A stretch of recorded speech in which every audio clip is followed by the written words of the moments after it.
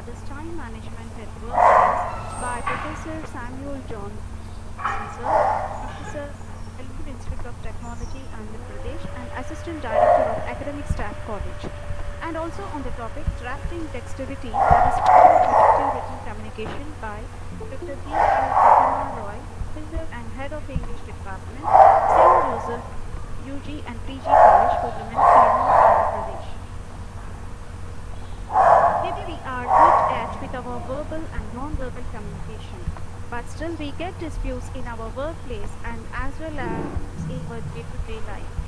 Let us imagine a situation where we are constantly fighting with our siblings, partners or parents at home.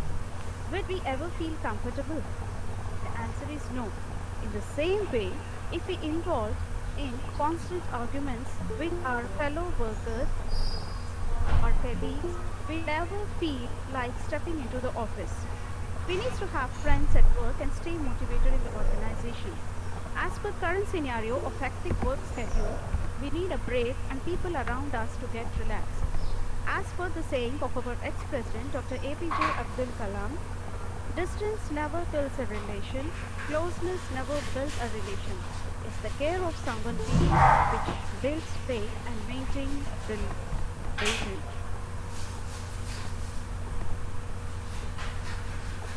So, today our resource person, Ms. Devika Menezes-Gill, Master Trainer, Motivational Speaker, Relationship Management Mentor from United Kingdom. She is going to tell us about how to build a good and happy relationship with our workplace. So, but before that, let us introduce our today's resource person.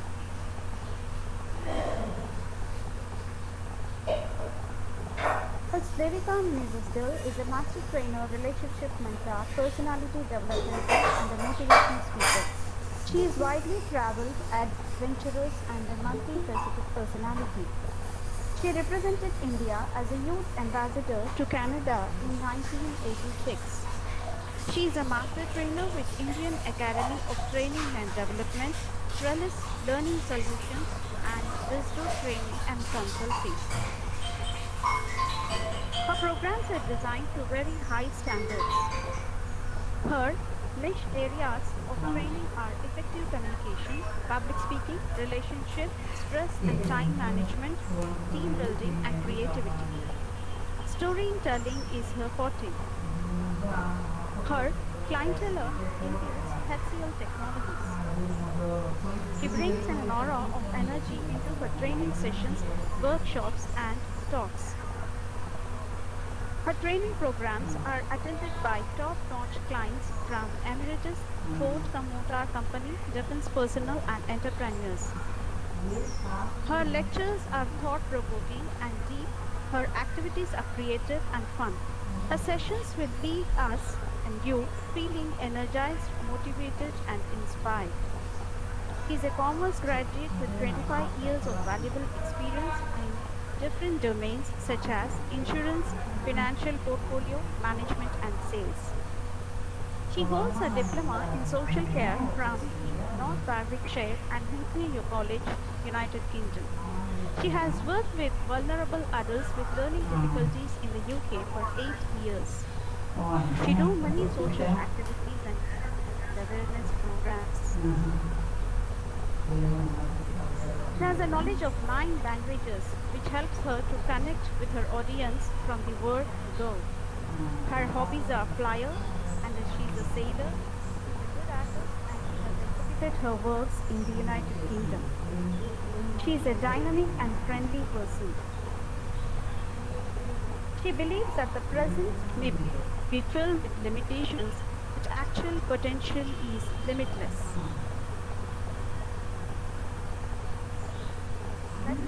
The man's mantra. By harnessing inherent energy, one can become a catalyst to their own success, transform from the mediocre to the exceptional. Optimism and never say die attitude are infectious and make my training programs uplifting, inspiring and motivational. So, I would say So, Devika ma'am, so we welcome you to guide us about the different roadblocks which affects our relationships at work. And we are eager to listen your words to quench our thirst of knowledge. I hand it over the session to you, ma'am. Thank you so much. Thank you, ma'am. Thank you, ma'am. To begin with, welcome Thank you, madam. each and every one of you to this here. See you if you have a project here, is my audio clear? I have to raise little. Yes, yes, yes. Yes. Yes. Okay. Okay. Thank you. Thank you. Team. Yes. I kindly request people who we shall be on mute, but yes, I would like it to be partly an interactive session. And I think we do have a dirty audio because I see the screen recording. So if you do not hear me, Ma'am? kindly let me know. Yeah, ma'am. Yes, ma'am. Yes, we could not Yes, ma'am. able to hear you, ma'am. Ma'am, we could not able Okay. to hear you. It's not that much of audible. You have to Okay. keep your mic. Yeah. No, my mic is very close, Swami. My mic is Yeah, now straight right there. now it is. It's now clear. So like, No, again, you have to keep the mic nearer to you. hold on. Good morning. Yes. Am I audible now, Vani? Yes, Yeah. yes. There Yes. seems to be a Yeah, bit of a ma'am. disturbance from certain areas. I request the participants to please mute their mic. Hello. Okay. Yes. Thank you so much for that. Okay. Yes, my dear friends. To begin with, I would like to thank Venkateswara Engineering College, Tirupati, for having me here with you this morning. I also like to thank Dr. T. Kalpalata Reddy, for college. Many thanks to the Department of Science and Humanities. Thanks to the wonderful coordinator, Dr. Vani. It's been a pleasure interacting with you, Vani, in the past few days. Thank you. Thank you so much. Also thank Dr. Suresh, who was very helpful yesterday. Good morning, ma'am. Thank you. Good morning, Dr. Suresh. It was wonderful meeting you yesterday. So, sir, thank you for the help. Most welcome, ma'am. Nice meeting you too. Thank you. Yes, and a big thank you to each and every one of my friends who are with me this morning. Thank you for your precious time to take time off what you're doing and be here with me. Yes, where are we from? Where are all of my friends here from? So could I have a quick, the chat box tell me where all of you are from?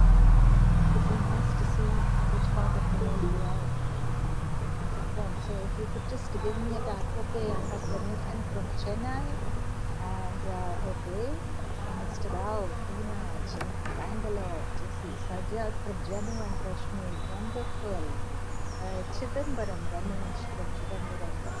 Yes, Vijayawada, Mangalore. Okay, Dr. Vandita, wonderful. Yes, so Kakinada, okay, Uttar Pradesh. So I see a lot of people here from all around the country. Syria, okay, welcome him from Syria. And Amarnath Vadigara, Tirupati. Okay, so we have lots of our friends from out of the country as well. Hyderabad. Yeah, welcome all of you, friends. Thank you for being here with us this morning. Yeah, and I'd like this to be interactive. So we could also, to begin with, we could also unmute ourselves and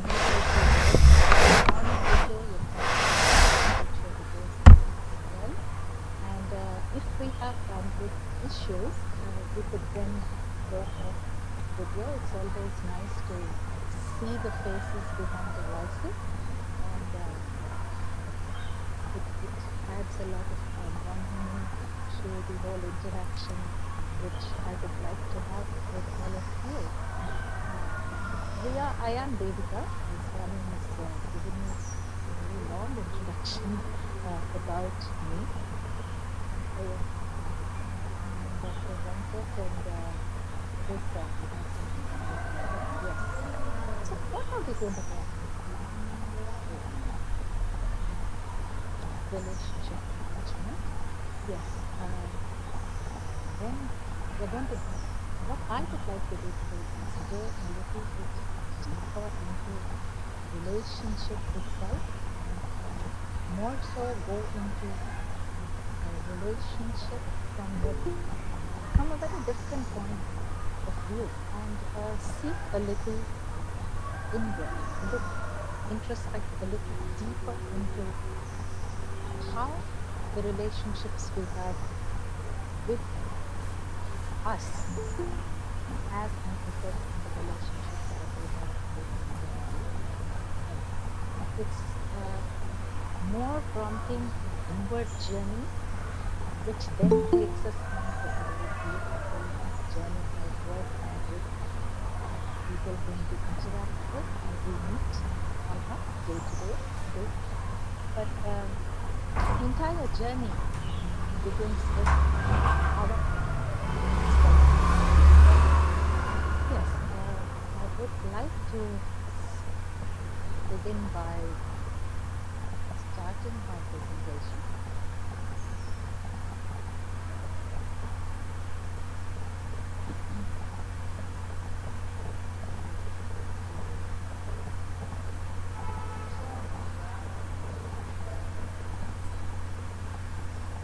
Hello, madam. Yes, just a minute. Madam, I think you have to keep the mic near to you. Close to me? Yeah. Yes. Now it is perfectly audible. Okay.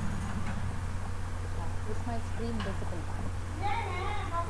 I have no problems at all otherwise because I don't generally hold on to my mic, but I'm not sure why this is the case today.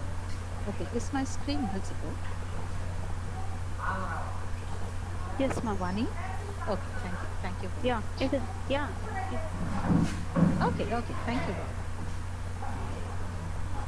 Yes, my dear friends, welcome to Relationship Management with me.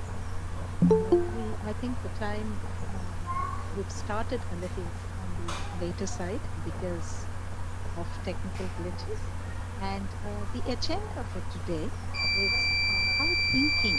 We're going to look at it into 5 different sections, and to begin with, we will look at how thinking impacts individuals.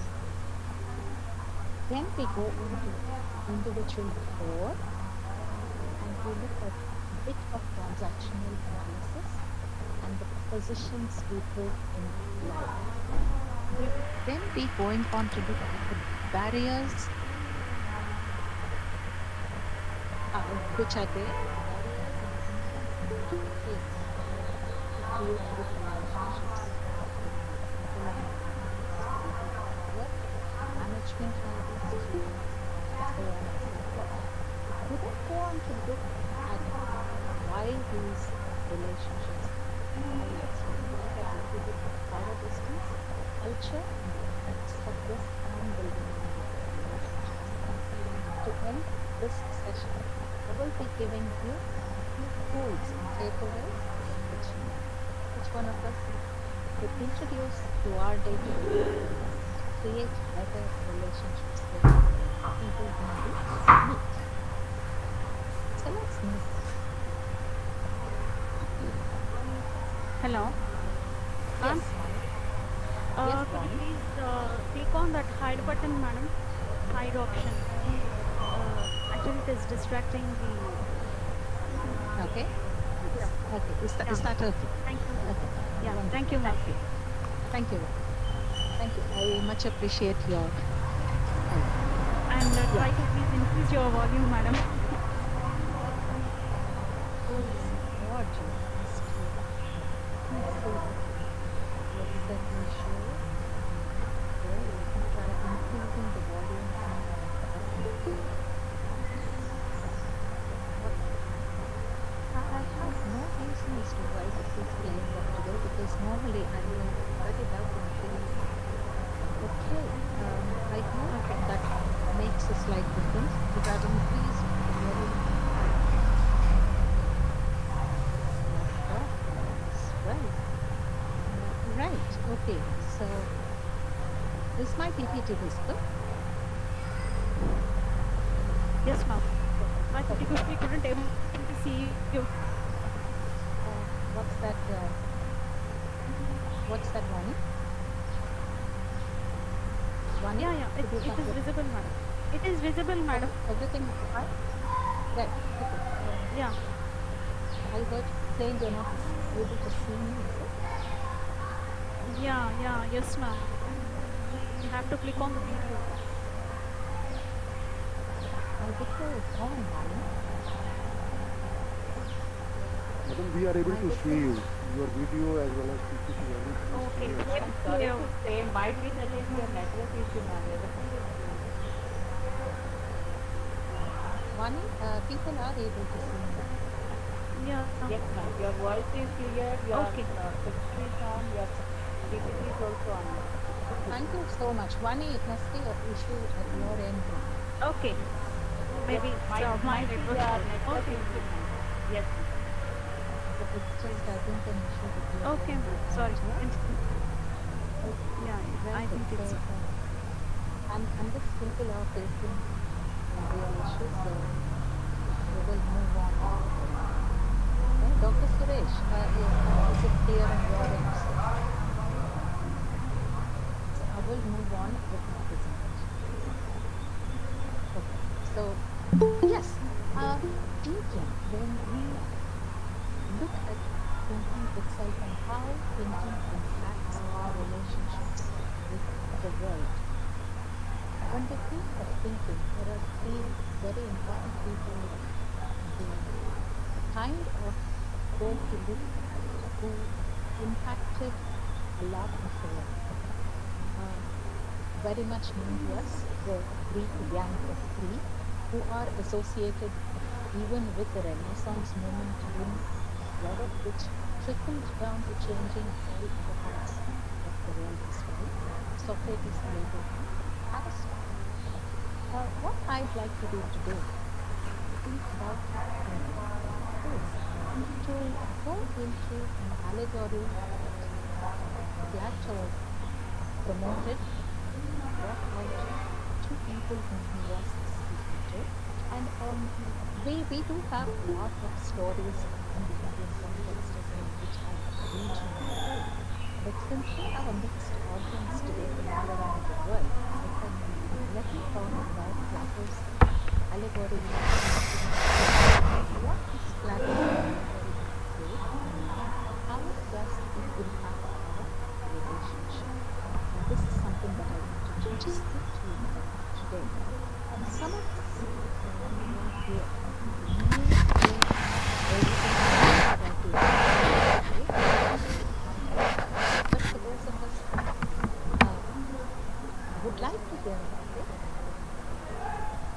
Plato said, let's take, for example, you take a bunch of kids and put them into a cave. Okay? So these children have never seen the world before. As soon as they were born, you would put them into a cave. And for the rest of their lives, they would never actually see the outside world. You would wind them, tie them up, and put them into a place wherein they're actually facing the back of the cave. So if you are facing the back of the cave, what would you be able to see? My dear friends, I'd like a little bit of interaction as well, so you could unmute and speak to me as well. So if, let's say, I were to wind you up, tie you up, put you in a cave, and you're facing the wall of the cave, what would you see? What would you see? Would you be able to see the outside world at all? Yes, my dear friends, would you be able to see the outside world at all? If I were to tie you up and put you inside a cave, would you be able to see the outside world? What would you be seeing? You would be seeing the cave. It would be darkness. Everything would be dark, right? So,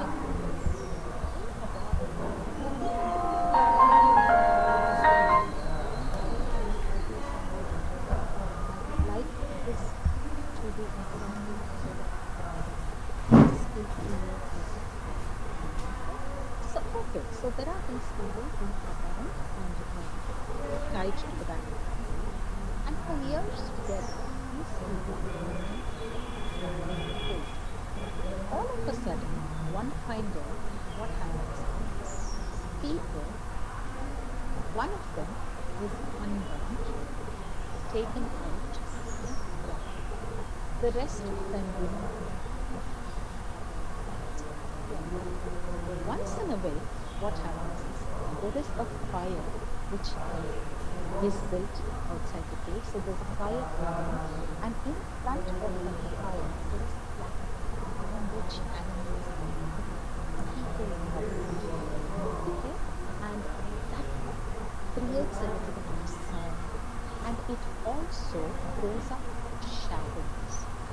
If there is a fire behind you, what would throw shadow? So the only relationship that these three people have inside the world is the shadows that we are seeing on the wall of the cave.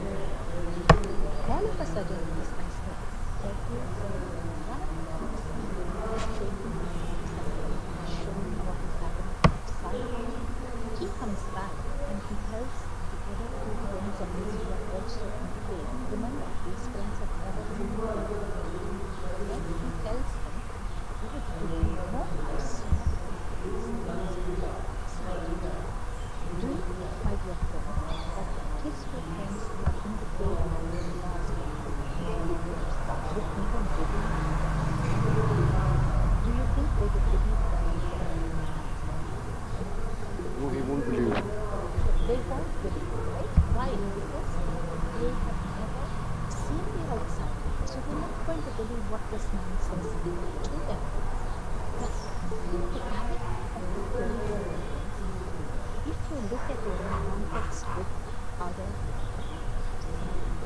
our lives as individuals, our lives as teachers, and our lives as learners, we all, each of us, for at least some part of our life,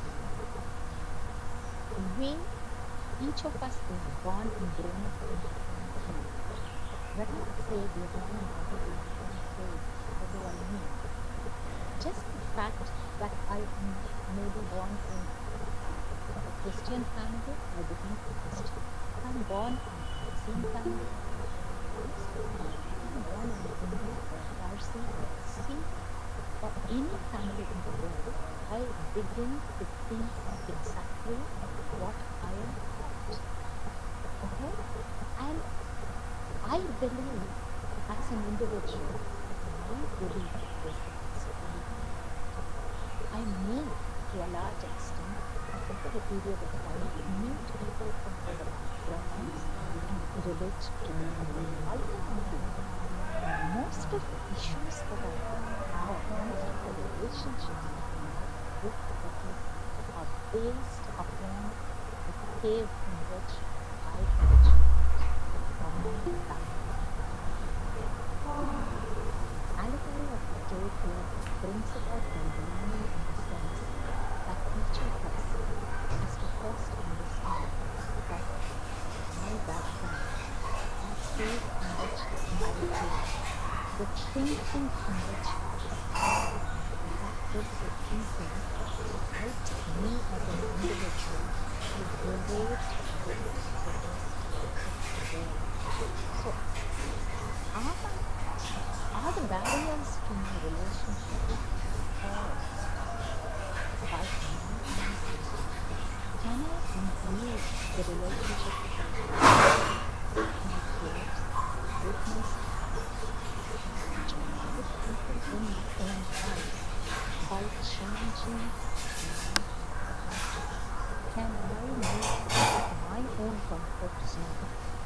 change my thinking. This also takes us to a very important topic which I touch on. And that is that all these things, they say, I'd like to compare it to the life and when it be wrist and candle. If you look at the flame just near the wrist of that person, you see dark.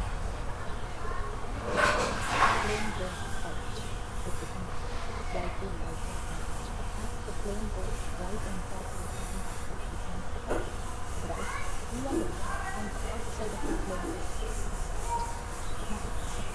Now, all of these, we can compare our thinking to this, and you see that dark part of the flame, that is the core of the flame. Okay? And what I'd like to compare it to is all of us ultimately, it is like the new and the tip of the iceberg of transactional analysis, or TIRUPATI as well. And transactional analysis is detailed research which has been done.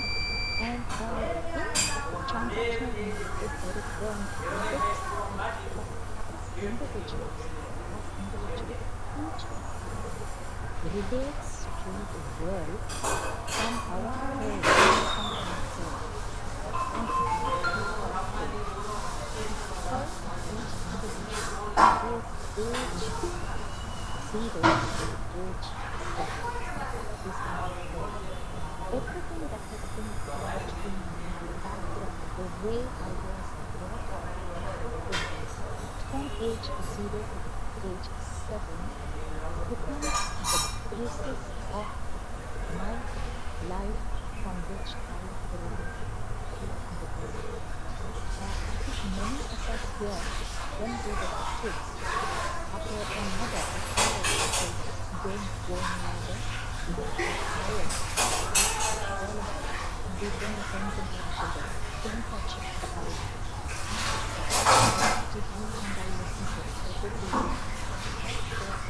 Many of us here did experience a burn from the fire. How many of us here have experienced a burn from the fire? I did. I still have a mark on my hand wherein the iron rod fell on my wrist, and I had a nice big blister with my hand. Did I ever go and not even go after that? Because right then and there I realized my core, it is embedded in my subconscious, and I still, if I close my eyes, I can remember how annoying that burn was and how much of pain it gave to me. So then when everybody else, the kids, anyone else who comes in relation to me, do not touch, they thought I am. But each of us didn't felt it. So our entire relationship to the world, like I said, depends on our core. What have I gone through from age 0 to age 7? Okay?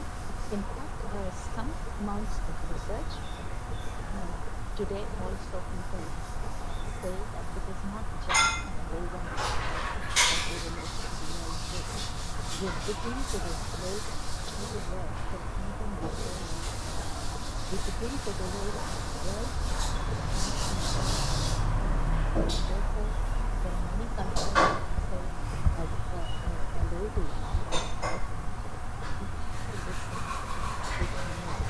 Even in India, if you listen to good news, we have to look at the television programs which have violence in them. I still was there having what I used to watch a lot of movies. And the moment the songs began, the moment Bollywood songs began, I used to watch quite a few classical songs. didn't really need it at that point in time because he was living in Aicte. We were very close to a place called Vengate, the Air Force station there. So we used to go to watch movies in the open air theater. And the moment the song started and the beats of the song began,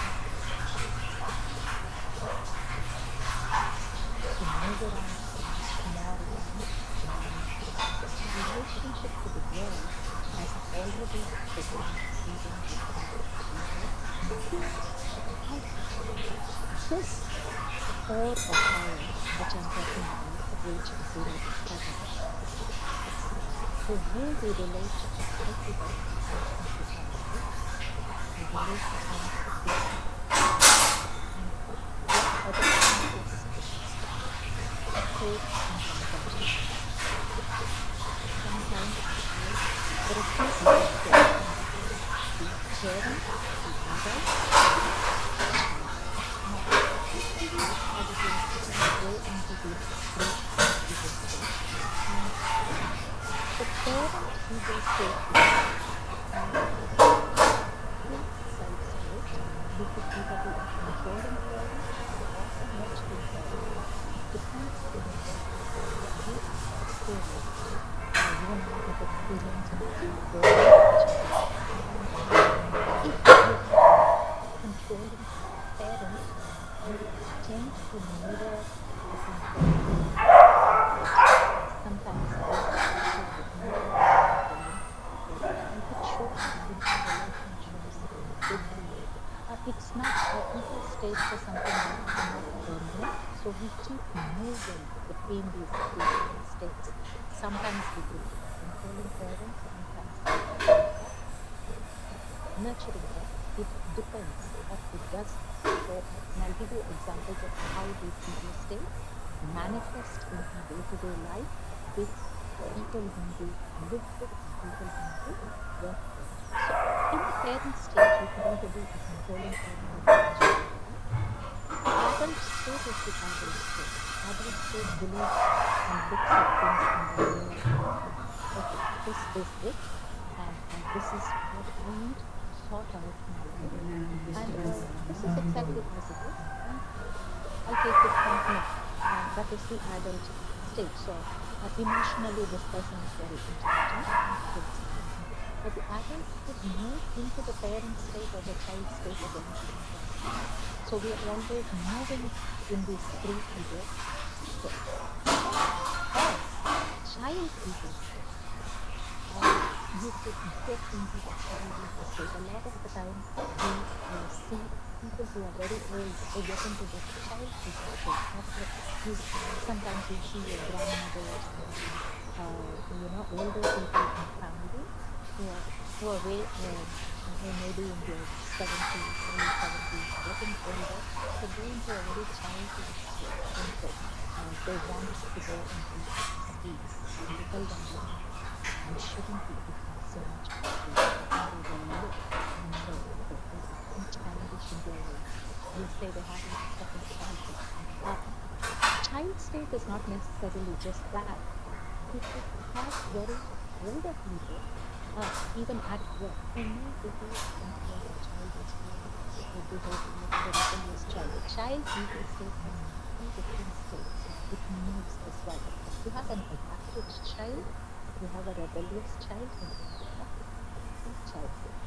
Let's look at a parent ego state scenario.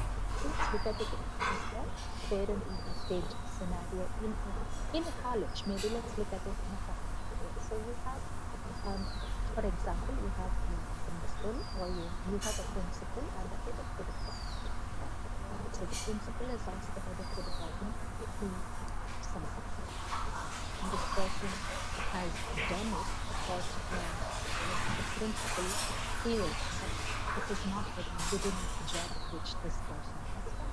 So you have the head of the department who brings the work that he or she has done to the principal. And the principal looks at it, picks up whatever has been given to him or her, throws it on the table and says, what utter nonsense have you done? which ego state is this principle relating to the head of the department in? Any takes? Which ego state? Controlling. Exactly. Thank you so much. Who was that? I can't see And you. yeah, I am Dr. Joginder Pal Kukreja. Thank you, Dr. Jagender. Thank you. Yeah, thank you so much for that, sir. So that is a principle relating to the head of the department from a controlling parent point of view.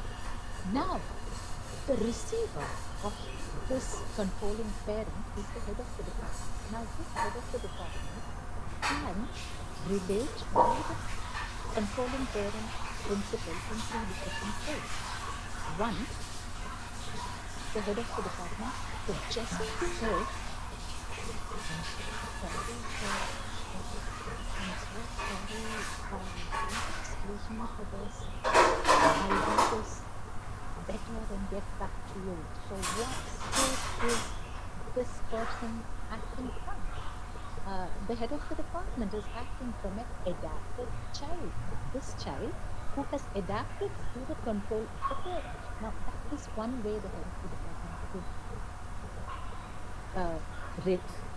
retaliate to this controlling parent, or she or he could just say, hello, just because you are the principal, that doesn't give you the right to talk to me the way you have just spoken to me. Please excuse yourself. You cannot talk to me like that.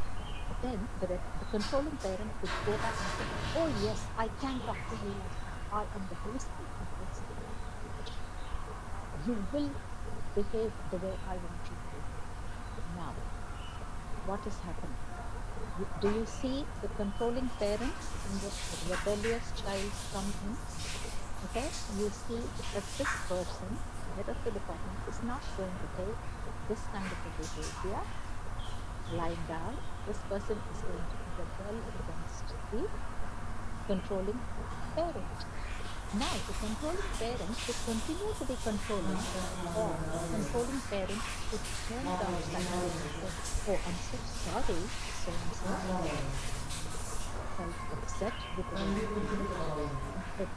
I was upset about a few things which had troubled him since the beginning. But could you please go back and do this? So immediately what happens? The controlling parent, not the principal, has come into control. So we, my dear friends, we are moving in these three ego states, between these three ego states, depending upon various instances in our day-to-day life. Now, I'm not going to turn around and tell you being in this state is better or being in this state is better. None of these states are the best to be. We are moving in them. Let's say, for example, you're a teacher. Now, I wouldn't say that the adult state is the best state to be in. Let's say you're a teacher of a kindergarten school. Imagine being in the adult state all the time. What would happen? These children would be bored dead, right? So, if I am a teacher in a kindergarten school, I need to be a controlling parent sometimes, a nurturing parent sometimes. I also need to be a child sometimes, because that is the best way that I can have a relationship with a child I'm going to. What do you think the best way is? Isn't it that I also become a child with them, but I have that? I need to know when to be in which state. And a little bit of interaction, a little bit of introspection will help me to understand which state I am relating to the people from. It will also help me understand which state are people relating to me from. Okay? So, do I have somebody who is behaving with me as a rebellious child? Then what do I need to do?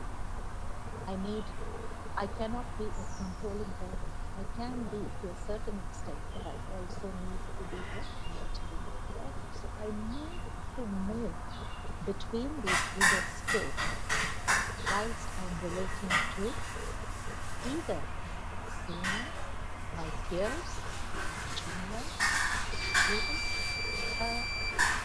I'd like you to go in detail if you wish and have a look at ego states and how they help us to relate with the world outside this world. It's, I mean, what I touched upon is the tip of the iceberg. It's a very deep study, and transactional analysis was, I think, very well, and I think it's a bit based on the Freudian theory, but goes much more deeper into much more deeper into it. It's more on the psychoanalysis, but it is related and interesting which ego state am I in, and it will help us to come out of unnecessary ego states which make us play what they call is games, different games in the different ego states. Now, if I am a very nurturing parent and I accept a sob story all the time and I go to rescue people, you will find that because you are a nurturing parent and all the time listening to people's sob stories, you will end up getting more excuses from people who do not want to do whatever, who do not want to rise up to the occasion and do what they have to. So you will have a lot of pre-child kind of scenarios where people won't get away with it. They know that you are going to be expected, but at the same time, if you are too much of a controlling parent, you will find people gravitating towards you, because all the time being a control freak puts people. So we could have a look at that. Right? Moving from these ego states of ours is thinking and ego states are backgrounds in which we come, make us take different positions. And what are these positions that we take in life? Some of the positions that we take in life, there are only these scenarios, that's me in the middle, and I can look at the world, I can relate to the world and the people who are with me in my world. That includes people at my home, maybe my other half or partner, it could be my children, it could be my parents and family, and then of course with my friends who are my next circle of contact, and of course at work, either my superiors, my peers, students. We tend to take individual standpoints based on everything that we've spoken about so far. And what are these standpoints that we take, or positions in life? A lot of the time we say, oh, so and so, he or she is always like that. We come across people who, even before you go into the office, you know how they are going to behave. You know even the content of the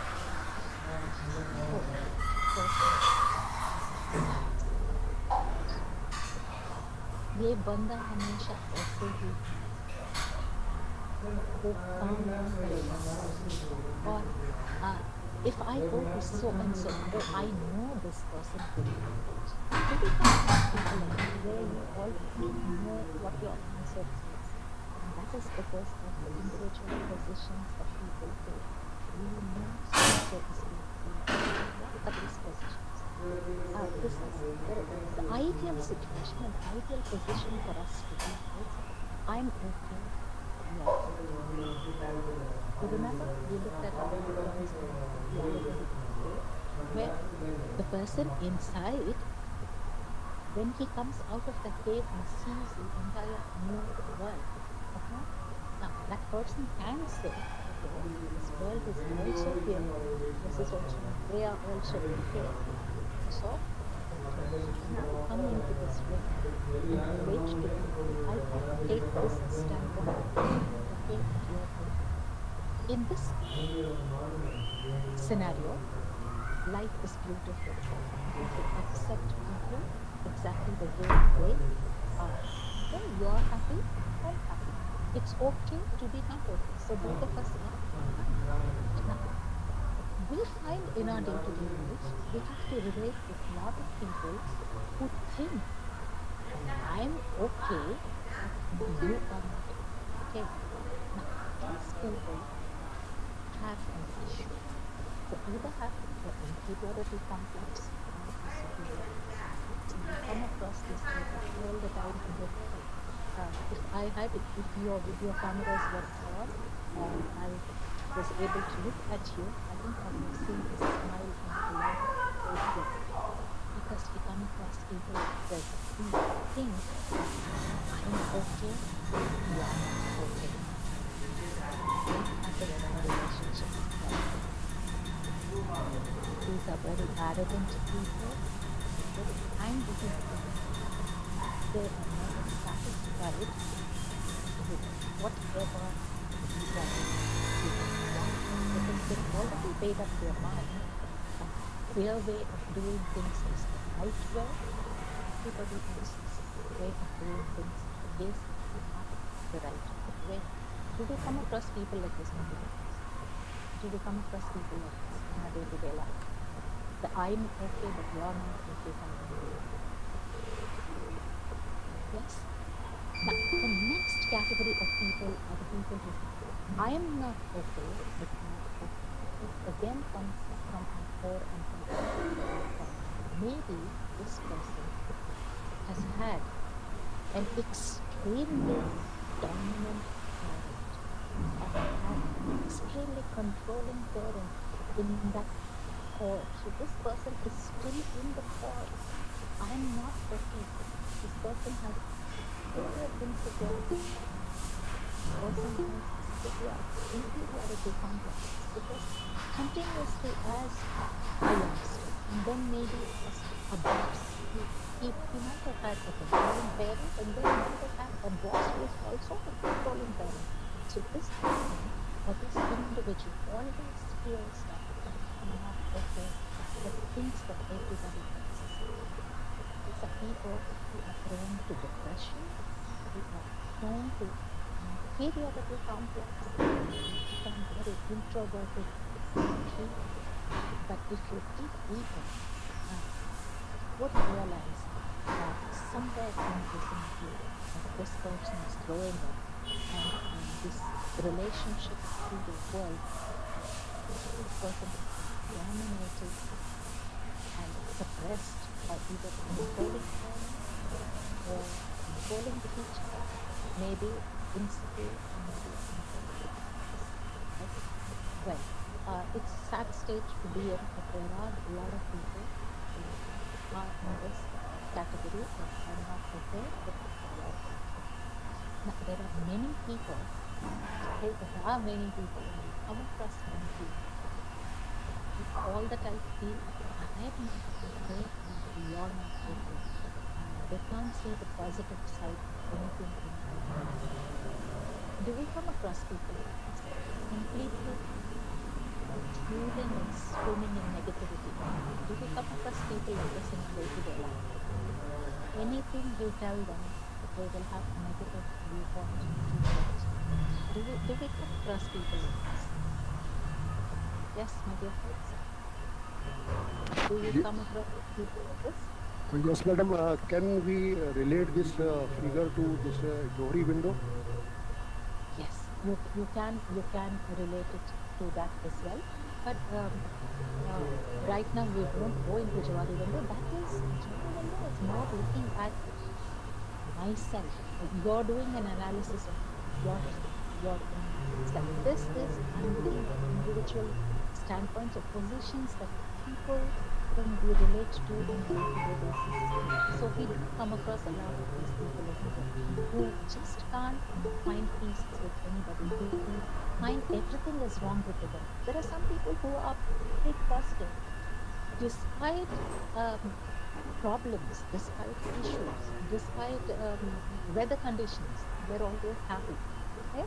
But there are some people, even on a bright sunny day, who would be miserable. Okay? So, where does this understanding, trying to go a little deeper to see our influences as faculty, some of us here are very senior faculty, we've influenced people for the past 20 years or even 30 years maybe. Some of us may just be into the field of teaching or training. Yes, I think yes.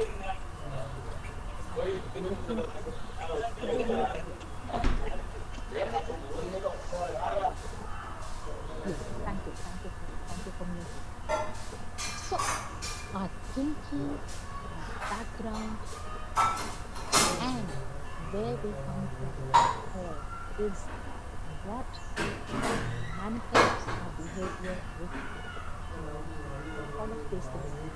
For example, the positions and the standpoints that I take, they are all based, as I was saying, on the background that I come from, on what kind of thinking I've developed. If you look at, my dear friends, being faculty, being influencers, you and we are influencers in young India or the young world, wherever we can study or teaching Europe or America, wherever. Teachers are influencers. Who were the Greek gang of three?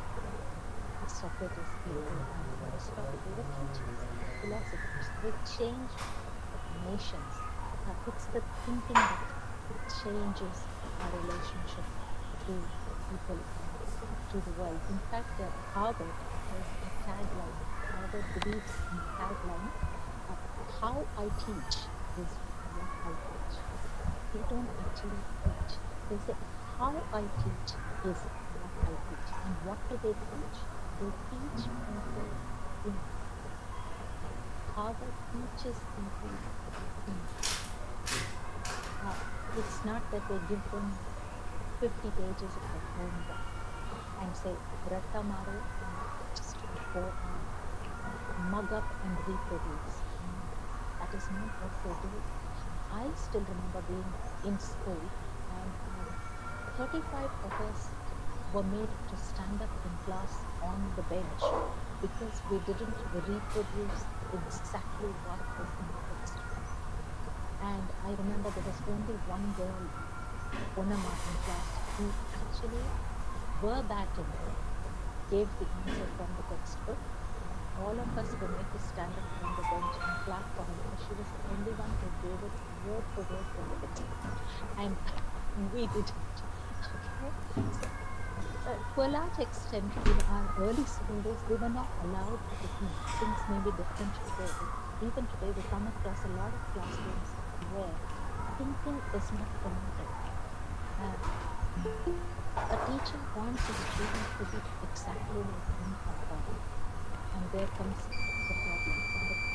If you look at millennials who sit in their classes today, their thinking is completely different from, let's say, me and you, who are not millennials, who are maybe born in the 80s or the 70s or the 60s. And that's where the tussle in relationships come with people who are younger to us, where we feel, I am okay, but you are not okay. We do feel that, but we've got to see that the cave from which they have come is not the cave from which I and you have come. We come from different caves. So our thinking is also different. And as influencers, as teachers, the way we relate to either our peers or to the younger generation should be from the standpoint of thinking, improving their thinking, promoting improved thinking. And let's see how we can do that, and we will move into our next segment of this talk, and see what are the other influences, what are the hindrances to good relationship. We've looked at thinking is one of the things that stops us from having good relationships. We've looked at the standpoints that we take, as in from what background I am coming and what is the core that I am relating to the world from. What are the hindrances to good relationships? I have a whole lot of reasons why relationships are difficult. Where are the problems that we face in having good relationships? And some of them are, in the United Kingdom, we have what is the Equality Act of 2010, which is part of our constitution. There are that many things that are taken care of in that. Okay, but some of the reasons that we do not have, we have issues with people whom we live with and work with. Could be one of these or many of these. Age, belief system, ethnicity, religion, race, caste, status, color, gender, nationality, sexual orientation. These are issues where people get into a kind of a tug of war situation at workplaces. I have been speaking to a lot of faculty in the last few days in preparation for speaking to you today, and I come across, okay, what are the hindrances that you have to have a good relationship? My dear kids, there are a lot of people who told me that we have, and we do face issues with age at the workplace. Do we face issues with age at the workplace? I hear some of the, it could be both ways, there's no right or wrong, but you have a senior member of staff who could be a controlling parent and who will put down anything new that a younger member of staff is bringing. But this younger member of staff, maybe somebody with modern ideas, with brilliant ideas, wants to make a change, wants to make the workplace a happy place, but you may have a senior member of staff who says, no, you cannot behave in that way. No, you cannot do this. This is what we have done for years together, and this is what we're going to stick by. So you have a processor with age, with thinking, beliefs have an issue, and to a large extent, religion has an issue many a time as well. At a workplace, people gathered together. I've heard of speaking to a senior member of staff from the college, and she says to me, you will not believe this, but even today, most of rural students who come into my classes, she teaches not in a big city, she's the head of the department in a smaller town in India. And she says, you will not believe this, but youngsters, she says 10 years back, youngsters were not as broken into ethnic groups as they are today, broken into religious groups as they are today, and maybe WhatsApp is added. And she says, how do I stop this student who is sitting on a motorbike underneath a tree, okay, comes in 1 hour before college in the morning, sits down underneath the tree, and tells the whole world, okay, by either the marking on his forehead or the color of vibhuti that is used, will sit down there and everybody knows, okay, because this person has this marking, he is from this particular caste or segment. And despite the class or the seniority, there are people who gravitate towards this stream. And then, my dear friends, is the beginning of groupism, sect, in colleges with students. And then it doesn't help because these are the same students who also then land up with political leanings. Okay? this could also be with other peers and stuff. I've also been speaking to someone else, and this person says, "Oh my gosh, there were a couple of staff who ganged up against me. Okay, couple of staff who ganged up against me, and to put me down, they connived with students in a college."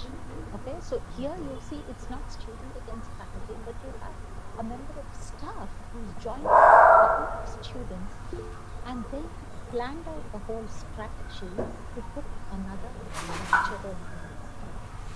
Some of those things. And dear friends, I've been traveling in the past 3 years all across India. We have someone who said they are from Jammu and Kashmir. Yes, 2019 or 2020 has been kind of open and shut year for all of us. We've not moved anywhere, but 2019 I traveled to 15 camps in 1 year, which I did from Nagrota in Jammu to Coimbatore in the south, and Bhubaneswar on the east to Ahmedabad on the west. All through India, I travel and I do work with NCC cadets. I train NCC cadets through a group of my friends. I meet up with youngsters, thousands of them in that 1 year. I have met them, I have trained them, I have interacted with them. It is sad to listen to also the story from the student point of view, where lots of issues are with the parent. Lots of issues are with the parent. This is a new generation of India who is trying to break certain barriers and move. But there is a lot of these students are first-time learners. A lot of them are first generation learners. Sorry, the first generation learners. Their parents come from the farming background, from the plumbing background. Their parents have never gone to college, but these children are in college. And their relationship to the world, they're trying to break free, but there is a controlling parent holding them up. And they do land up. They say, we want people to talk to us on a person-to-person level. It is always, we think twice whether to go and approach someone. Nothing is we have hands with them. We talk to the youngsters every time of view. We can speak to them on otherwise taboo topics, otherwise completely taboo topics, which I think most of us as faculty do not things like masturbation, things like sex. We talk to them about these things, and we should see them open up with us. Their parents don't know them about it. They don't have, maybe they don't have a counselor in a college. Therefore, they're not able to go and organize to do some of these students have gone through their lives. Children move.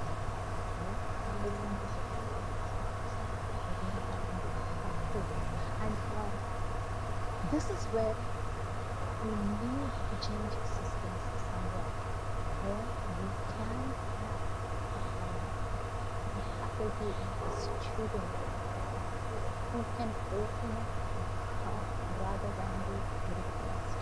Where do they go for counseling if not with your own in your own colleges?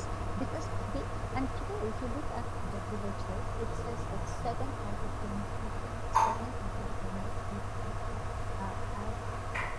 borderline mental illness. 7 out of 10. And looking at, if they look at India, we have 65% of the population is below the age of 50. It is you and I, who are in this training field, in this teaching field, who are in the change making ಇನ್ನು ಮುರುಕುಗಳ Timma influence people in how can we influence youngsters have better relationships? It's by having better relationship with yourself, trying to understand where my beliefs are, try to understand how I can make that difference, trying to understand what is the ego state of somebody else. Can I overcome my own ego states? Can I overcome the games that my ego is playing with me? Yes, and change my beliefs with my beliefs and promote better relationships, understand people better, empathize with people better, empathize with my own self as well. It's okay. Somebody can hit me back. Can I overcome that and help other people to overcome that as well? Let's have a look at would anybody like to share something at this time? Because it's been me who's going through. Would someone like to share the reasons and hindrances that are there in your day-to-day life which stop you from having good relationships? I have, of course, given you a few examples, but would anyone like to say something at this point? Yes, my dear friends. Would anybody like to say something as well before I move on? Would you like to share something? Maybe an incident. Hello? Are you with me? Yes, we are with you. Yes. Yes. Would anybody like to share it? Would like maybe an incident in your own day-to-day life? Something that you overcame, something that you helped somebody to overcome, or an issue? Maybe we Yeah. can. Yes. Are you all with me so far? Yes. Yes. Good morning, madam. Yes. Yes. Who's this? This is Dr. Nagendra Kumar. Yes, Dr. Nagendra Kumar. Please carry on, sir. I can give a relationship which is not going in a smoother way with my advice, which has been improved. I can tell. Is it okay? Yes. That example. Please. Please. We were three close friends, where one of the friend is talking to the other friend and to me also, but I am not close to the, say for example, A, B, C. A is talking to B and C, and C is not talking much to the B. But A and B are close, A and C are also close. Okay. Okay. So that is what I place, that B is not stopped calling to A, even though he's close. He stopped calling to A. And when A and C are talking to each other, the C advised A, see, even though he's not talking, as it is a friendship, please try to call 2-3 times from your side only, because otherwise the relationship or friendship will break, or it will take a pass. So better to call him for 3-4 times, and if you have any ego, just keep apart. Why I should call 4 or 5 times to him and all. So he has taken his time of 7-8 days, and then ultimately he tried to call him 2-3 times continuously.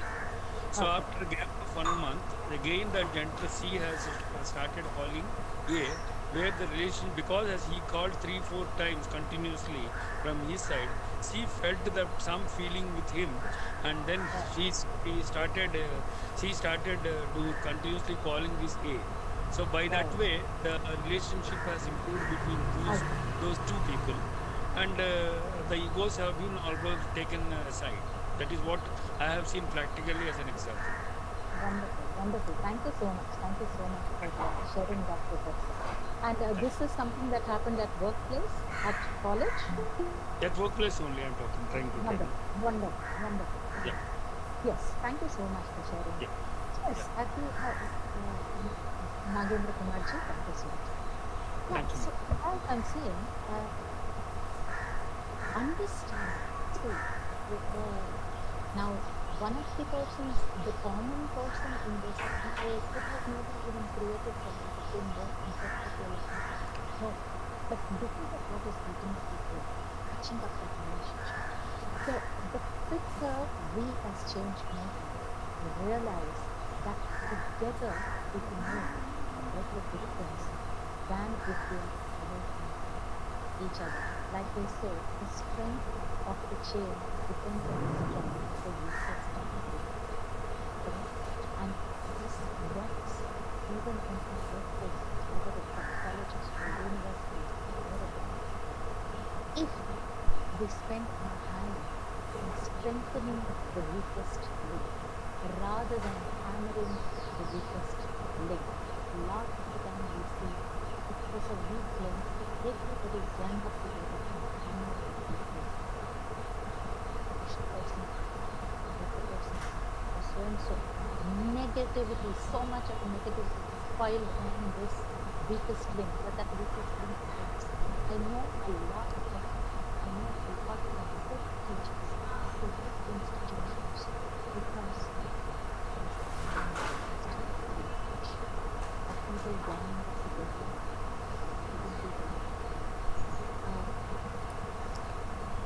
Relationships, we should try as promoters of a better tomorrow. We need to try and make sure that we don't fall into all these things. Change nationality, sexuality, politics, religion, ethnicity are some of the chief main issues that do not promote relationships. And let's go a little deeper into and have a look at why the case is so. Many places, like when I talk about gender, there's a lot of issues. There's this glass ceiling even today in every place of life. I don't take orders from them because it can be both ways. In some places you have a woman who might have gone through that time and was suppressed all through the person's life. And therefore, when a person comes to a powerful position, that person takes out their frustration. There may be a man who has gone through a lot, and this is what are the games that we play. These are the games that we continuously keep playing, and we go through cycles of emotions. We go through cycles of emotions. There are triggers. Something triggers us, and we go through this cycle of emotion. And you find over a period of time that these emotions and these triggers keep coming to you now and then, and they cause you to go through cycles and then cause us to play games. Let's look, if we are aware of patterns in behavior, which will help us to observe, we can try and control these patterns and say, oh, this happened last time, I will not allow myself to get angry. A certain trigger will cause me to get angry. Every time that trigger happens, I begin to behave in the same cycle of behavior. Now, if I introspect and watch my behavior, if I begin to watch my behavior, I will find that I begin to have a cycle. What a beautiful book which helped me in my own life. I'd like to share that with you. Some of you might have already heard it, but those of you who have not read it, please read this book. It's a wonderful book. It's a book called The Power of Now. The Power of Now by a Canadian author called Aicte. It's a beautiful book. It will help you understand your own self, and it will, the moment you understand your own self, you understand your own self. I repeat, the book, The Power of Now, and The Power of Now, written by a Canadian author, Aicte. This book is a wonderful book, a life-changing book. Let's move on to see other reasons for hindrances with relationships.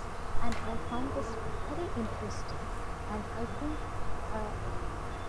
it is relevant to us as a culture and a nation. And therefore, I thought I will go into something called what studies cultural dimensions theory. Some of us might know about this and will come across it.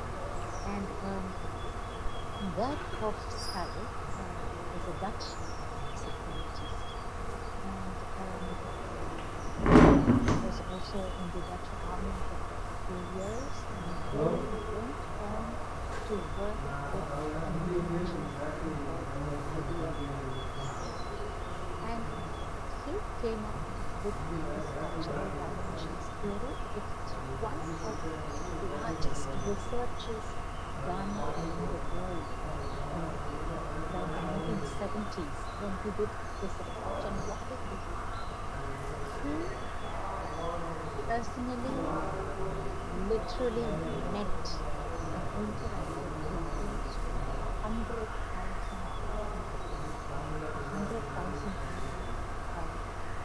They were connected with this multinational giant called Aicte.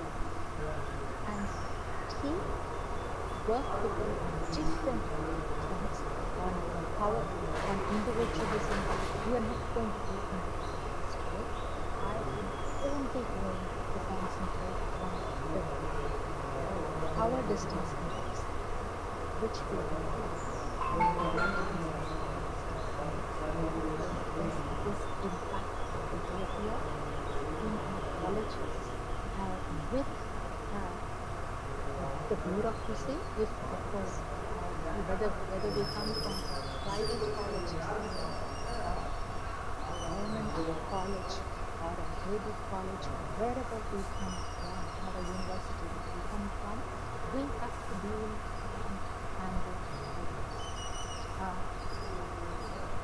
power distance index not only has that, it also gives us an idea of cultural background that affects us in relationships. We're not going to look at everything else in relationships. We're going to look at power distance index. Today, the rest of it, for education's sake, we can go and research into it on our own. But what does the power distance do? So, many of studies power distance indicators, and he found out in his research that a high indicator, these are indicators, power distance indicators, only these countries. So you look Australia, China, India, South Korea, Singapore, and the US. You look at the USA, the power distance is 10, and if you look at Australia, 38, UK, 25, they're all within the 30s. But if you look at India, South Korea, Singapore, China, Asian countries, power distance is very culturally. Does culture have an impact on the behavior of people in our relationship with people? How does that affect our workplace? Does this power distance affect our relationships? Let's have a look at how it affects. Now, what is power distance? A high power distance, when distance of power distance is high, okay? You find that the distance between the boss and the subordinate is high. Power distance ratings, when they are high, they go into hierarchical power distance. The lower they are, the behavior is hierarchical. What is egalitarian form? And we look here, the distance across trust is facilitated among people. The organization structure is flat. Communication is easy. Okay? Now, in hierarchical relationships, you find distance between the boss and the subordinate. Okay? The boss is a strong director who leads from the front. Status and power become everything. Okay? So, if I am the boss, if I am the head, then I believe that I have the power and I can speak people with power. Status and power come from that. Organizational structure is where it is fixed and nobody can make less. Okay? The structure is that you can meet separately, then that person meets somebody else and then finally you meet. Like let's say the lowest person in that triangle can meet. Communication follows fixed set hierarchical lines. And if you look at the countries in this power distance markings, you find egalitarian cultures. You find egalitarian cultures in Germany, Netherlands, Australia. You see their way of teaching is very different. Their way of relationships are very different. Israel, Australia, Canada, and then it slowly comes higher and higher and higher. And you see the margins getting more and more higher. The distance between people who have power and people who do not have power becomes more and more as you come into Asian cultures, as you go into. This was done with participants, 1,000 people, participants from 70 different countries. And the study found that there are many ways in which is a very detailed studies which he did. It's a theory and people can speak for or against the theory, but it's a very interesting theory. Another book that could help you in your relationships and in understanding how this works is a book called Culture Map. A very interesting book. What this book does is it decodes how people think, read, and get things done across cultures. So culturally, there are certain issues that we have that we need to look at. I'll give you an example. I'll give you a classic example where you can understand what power distance does to people. And Asia comes, we are a very patriarchal society. That depicts the way we have relationships with people who work with us and with people who are around our life, so to speak. Now, example I will give you. For a few years, my daughter was about 26 at that point in time. She was working for an airline as a flight crew, and the bank manager, there's a Canara Bank which is in Chennai, phoned her up and said, "Could you please come to the bank?" So she goes to the bank. Now, they knew where she lives, obviously, because her address, the bank manager has her address. So she goes to the bank. And this lady who's sitting in the back, she goes to my daughter. I would like to know, could you phone and tell me when your neighbor is expecting and visiting your house? So my daughter says, but why should I phone and tell you when this person comes to your house?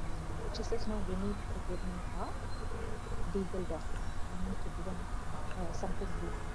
So my daughter says, but if I will not do that, but why should I do that? I mean, it's you are the bank official. I can't be an informer to you. It's wrong on my part to tell you when this person is there or not there.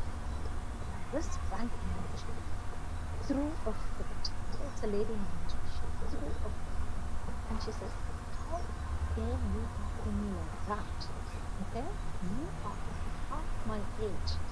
My children are, you're the age of my child. You can't talk to me like that. So my daughter mother didn't want to argue with me. She told me, I was in the UK for 1 year, and I happened to go back to Chennai within about 10 days.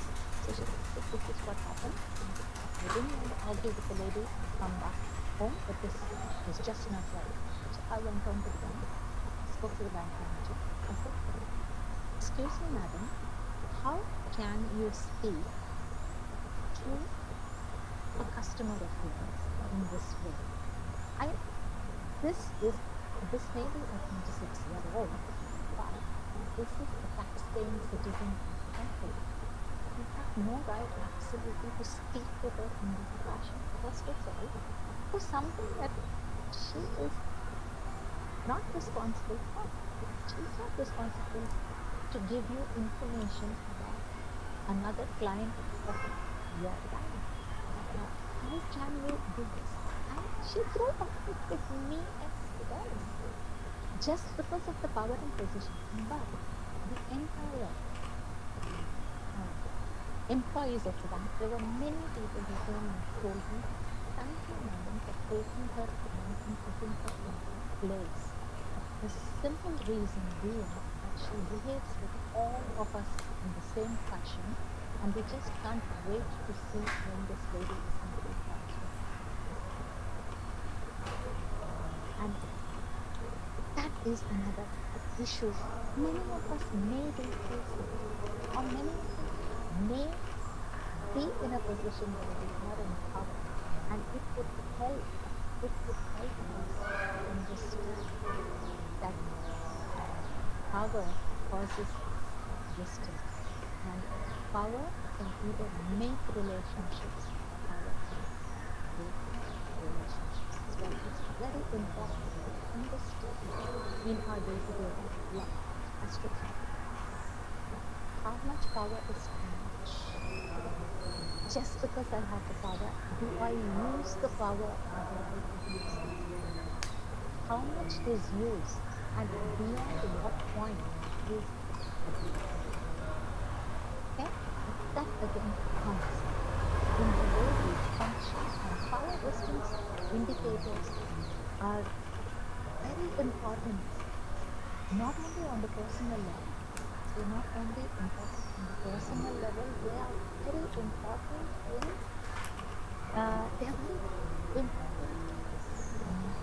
on the personal level, on an organizational level, on a departmental level. It is extremely important in building the kind of relationships we want to build with others. And not only on an organizational level, power distance indicators also have make a big difference on international level, between countries, between diplomacy, and the way that countries function, and the way that countries perceive as well. So think about it, have an idea whilst you relate with people on power distance, as well as on thinking, as well as on background, and as well as on thought. Moving forward, yes, we will, this is the last bit of our session for today, wherein a lot of us, we do have issues in workplaces, we do have issues at home, we do have issues with our friends, we have issues a lot of the time in our lives. Yeah. And knowledge about self, knowledge about introspection, like I always say, my relationship to myself, okay, hear me out. The relationship that I have with myself is directly responsible for the relationship that I have with others. If I am a happier individual, I will have better relationships with everybody who comes in my circle of influence. I can be a much greater influencer, I can be a much greater friend, I I can be a much better teacher and have better relationships with my world. The moment I begin to understand and think introspect, the moment I become a better person, the world becomes a better place. Yes, and the relationship that I have with myself directly impacts the relationship that I have with everybody else. Simply because I am able to empathize with people. And this is one of the tools that I have found to be useful in life. It has helped me to stay grounded. And this tool is called Create Your Circle of Excellence. This is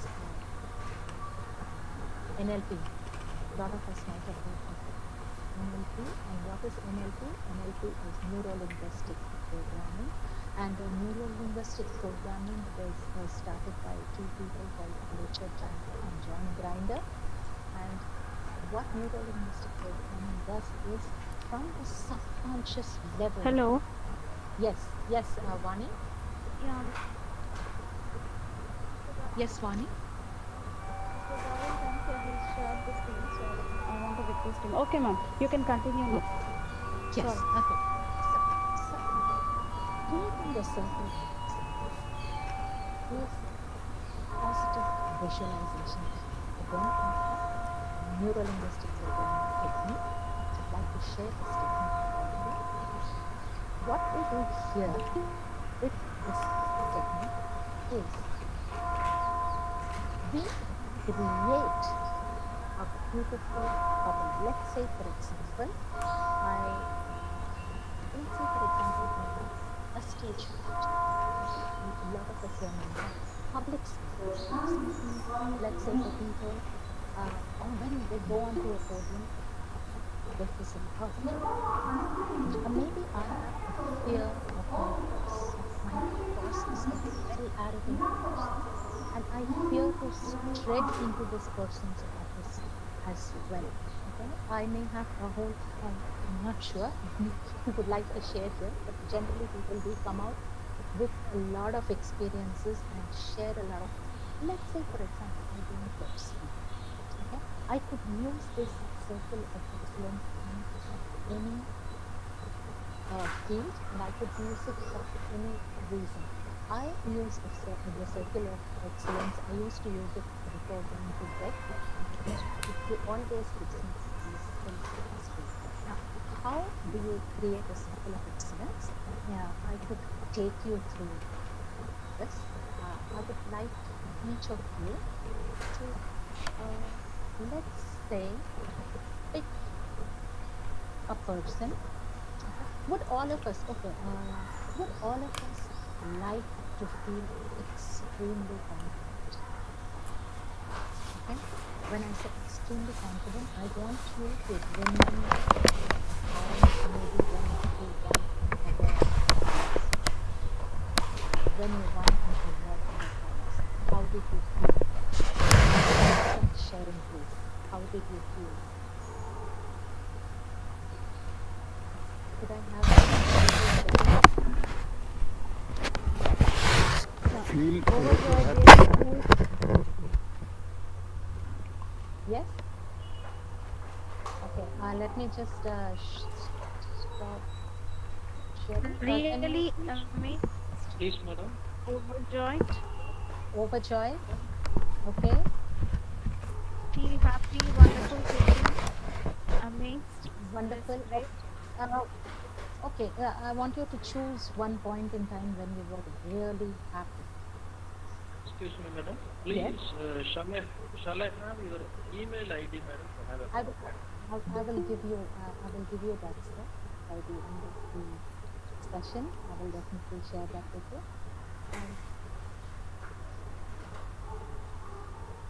Okay, Vani. Yeah, yes, ma'am. Vani?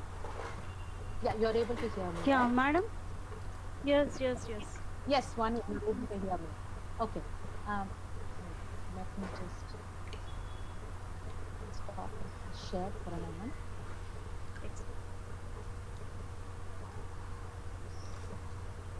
Yes, I've stopped sharing, so I'd like to have.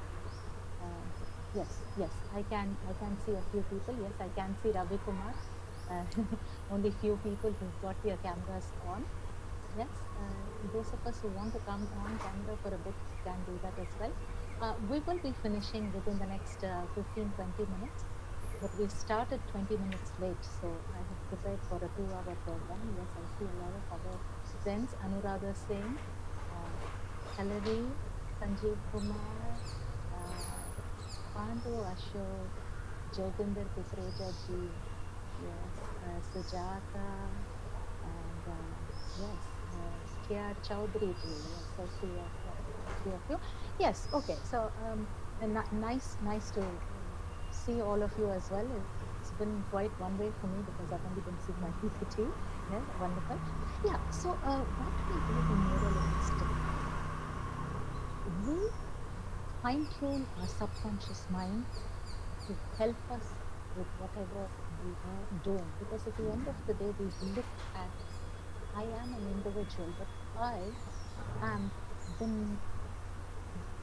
all of these things put together, my thinking, my upbringing, all of these things have actually contributed to making me what I am at this point in time.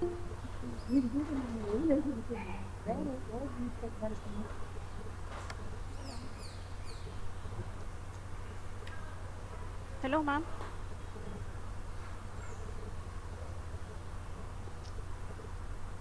Hello, ma'am.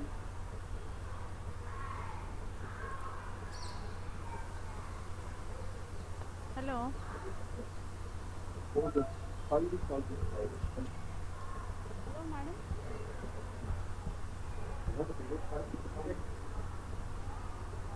Sir, Swaran, Vani, sir. can you hear me? Yeah, now I'm able to hear. Participants, please hold 1 second.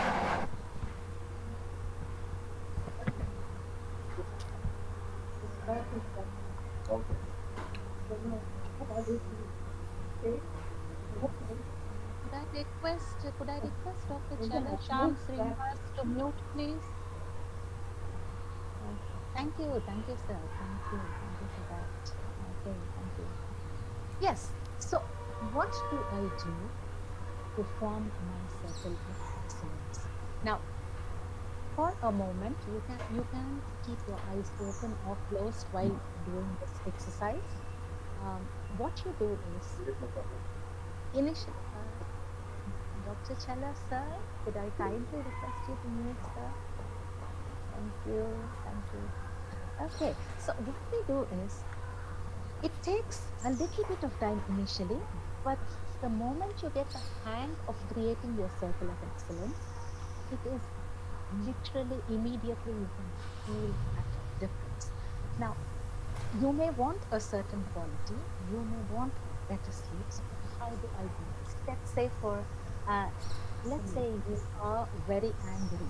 Okay? Imagine that you are extremely angry at this point in time. I want you to remember one incident. I would like you to remember one incident where somebody made you angry. Could you remember an incident where somebody made you angry? Yes? Okay. I think we all have lots of incidents where people have made us angry. There's no dearth of it. Yes? So imagine that incident. Now I want you to feel the feelings that you felt at that time. What happened? What were the physical manifestations of anger in your system? What were the things that happened to you? Could we have some sharing? What were the things that happened to you when you were angry? Yes, I see a big smile on, who's this? Anuradha Singh. Hello. Lovely smile. Could you share something with us? What? Yes, Yalanki Nagendra Kumar. Actually, during my early teaching experiences, it happened that I scolded a boy, and his father was police officer. And Yes. next day he came and he literally abused me in front of many of the people. So I was very angry. But my principal then she guided me that you have to live in society, and there are Yeah. every all kind of people in society. So just you maintain your patience. So I Patient. just maintained my patience. But that boy, because he was in 12th science, means he was a grown up boy, and he could Yeah. understand my agony. He could understand that what humiliation I had gone through because his father was just like abusing me. So he Absolutely. felt very sad. So next day I went to him and I said that okay, his whatever his name was, I said that okay, beta, don't feel like that. You have committed a mistake. I have scolded you, but everything is over now. Just let us have a new start. So after Wonderful. that, it happened that after 2 days, his father came to my home, and I was just afraid when I saw him. I thought that he would create another scene now, but he said sorry to me, and he was ready to touch my feet, and he said that I'm very sorry that I have abused you. And that time I felt that my principal had guided me very well. That all kind of Wonderful. people are there in society. We have to have patience in dealing with. Wonderful. Yes, that shows our power distance indicators in the society that we have. If I have a uniform, so I have the power. So I can say what I want to you. And you see the ego state from which that person related to you as well. That is a typically controlling parent ego state, isn't it? And you Actually, see that. his son had wept a lot, and he told that actually I was at mistake and she had scolded me rightly, and you are now on mistake because you have abused her, and I'm feeling very Wow. bad in front of her. Right, that takes a lot of guts in a kid to actually do that and support a teacher, which is wonderful.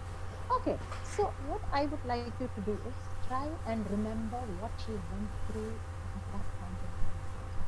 Okay, so what you do to form your circle of excellence is imagine a round circle on the ground. Imagine, I'd like all of you to imagine a round circle on the ground. It's kind of like a spotlight, a spotlight on the stage.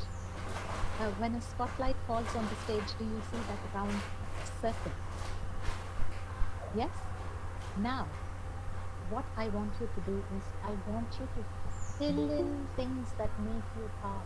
What are the things that make you calm in real life, in day-to-day life? What makes you calm? Love. When people give you love, does it make you calm? Love? Okay. Give love a color. If you were to see love as a color, what color would you see? What color would you see if you were to see love as a color? Okay, I think it is fill white. that circle with a color. It is white. White. Okay, so for somebody, wonderful. So for Jessie, for she, it may be white. For Pandu, it is blue. For Ambika, it is pink and yellow. For Aisha, it is red. Suprati says pink. Sridevi says pink. So you fill up that circle with whatever color is love to you. Okay, imagine the circle, fill it with color. What does calmness mean to you in the form of music? Let's say you wanted to listen to music to become calm. What would you just listen to? Maybe somebody would listen to Beethoven or Bach. Maybe somebody would listen to Carnatic music. Maybe somebody would listen to Hindustani music. In nature, what are the sounds that bring calmness to you? Maybe somebody wants to hear the ripples of water in a river. The water when it splashes on the rocks. Can you hear that sound and imagine it? Okay. Maybe somebody else likes the chirping of birds. Yeah, birds chirping, exactly, Anurara. The chirping of birds. Somebody else, what are the sounds that you would associate with calmness? Fill up that circle with the sounds. Imagine you're putting it there. What is the smell? Smell that mean calmness to you? Maybe somebody smell the jasmine in the temple or your puja room. You can smell roses maybe. That makes you calm. Aroma makes you calm. Maybe to somebody else, fragrance of roses. Yeah, maybe not just fragrance of roses.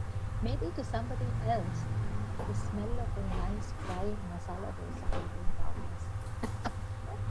It could be anything because we are all different people. We are essentially different. Chanting, Pallavi says chanting. Yes. So fill up that circle with chanting. Yes. Fill up the circle with verses, the fragrance.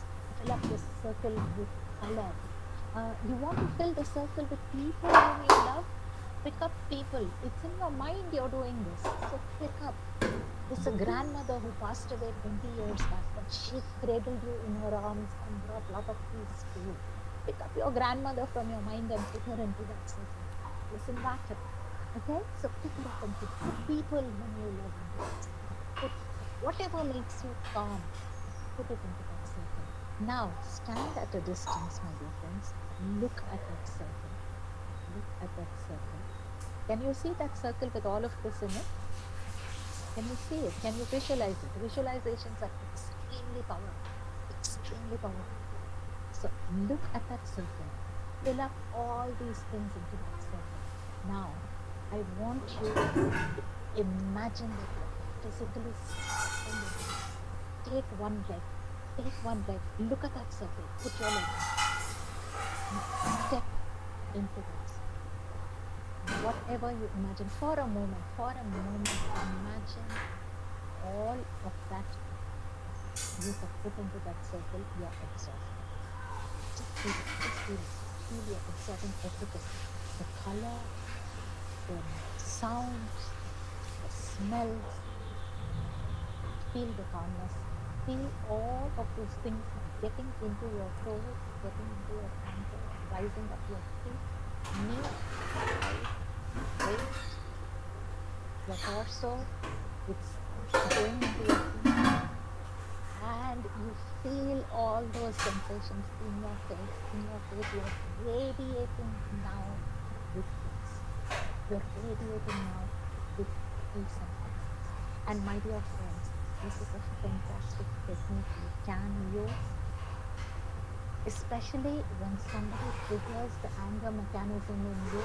You can do this to untrigger the anger mechanism and to trigger peace in yourself. To trigger peace in yourself. Now, this you can do. Be creative. Please be creative. There is absolutely nobody knows what you're doing, but only you're doing it in your mind. You're bringing the peace to yourself. You can do this in the night before you go to sleep. Those of us who are suffering from wonderful. Sridevi says, unknowingly I'm doing that. That's beautiful. You see, it's natural for some people to use these techniques. If you have a problem with sleep, do that before you go to bed. You can just, exactly, it's a soothing experience. It helps you to start again. It boosts up your system. It's like one quick dose, booster dose, MMR booster dose you have. So it's like booster dose of calmness. Okay, so you can do this when you're going to sleep. Ankaras at times, oh, that went away pretty fast, so I didn't see what you actually typed out there. Yeah, it's an out. Thank you so much. Thank you so much, Dr. Panda. Thank you so much. You can do it for getting a good sleep. Let's say, for example, you put in that circle of image. What is the color that you associate that makes you calm? Fill that color. Okay? Fill a smell. Could be any smell. Sandalwood, lavender, jasmine, roses. Fill the circle with that. I always throw in a couple of stars. Okay, so I imagine twinkling stars and chuck it into my circle. I imagine rippling water, okay? Especially the water that falls on the windowsill, you know, on the window when it starts raining, and the smell of mud, smell of the first mud when the rainwater falls in mud. There's that lovely earthy smell. I love to put that into my circle. Put it in, absorb all of it. I absorb everything, and then I get into my bed and I cover my bed sheet. I imagine I'm covering myself with sky, actually, you know, blue sky. So I cover myself with a blue bed sheet, and I carry all the stars with me, and then I go off to sleep. The next thing I know is it is morning. And when you fine tune your thinking to this exercise, it produces fantastic results. Let's say you have a very scary boss and you lack confidence when you're entering into his room. just outside his room, stand in the corridor for a minute, his or her, I don't mean, I'm not being gender specific, so forgive me. It could be a boss who's a male or a female. Put the circle in front of his or her door, fill it with all the nice things, fill it with confidence. Everything that means confidence to you, chuck it into your circle. Then imagine the circle on the ground, walk, step into it, step into the other leg, absorb everything. You will find that you are a different person. You will find that you have all the confidence in the world to enter and to speak to this person. Few more pointers. I'll do a screen share again. Are we all clear about this exercise? Are we all clear about this exercise? Now, everything that you've thrown into that circle, you absorb everything, right? So there's no more circle. All of it comes into you. And you absorb everything that you've put into it. Okay, wonderful. So I'll do a quick screen share, and I have two more techniques which I want to share with you, which will help us. 3 techniques totally. So this is one, and okay, I'll just share my.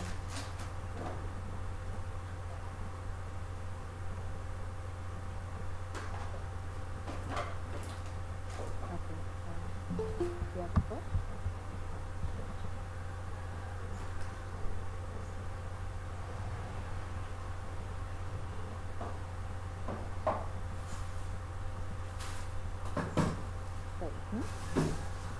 Okay. No, not able to see now. Yeah, it's come. Can you see it now? It's come. Okay, so that is creating your circle of excellence. Moving to my next, these are 4 points that I have taken from the book of Dale Carnegie. I'm sure many of us know who Dale Carnegie is. He's literally the father of adult education, an American writer.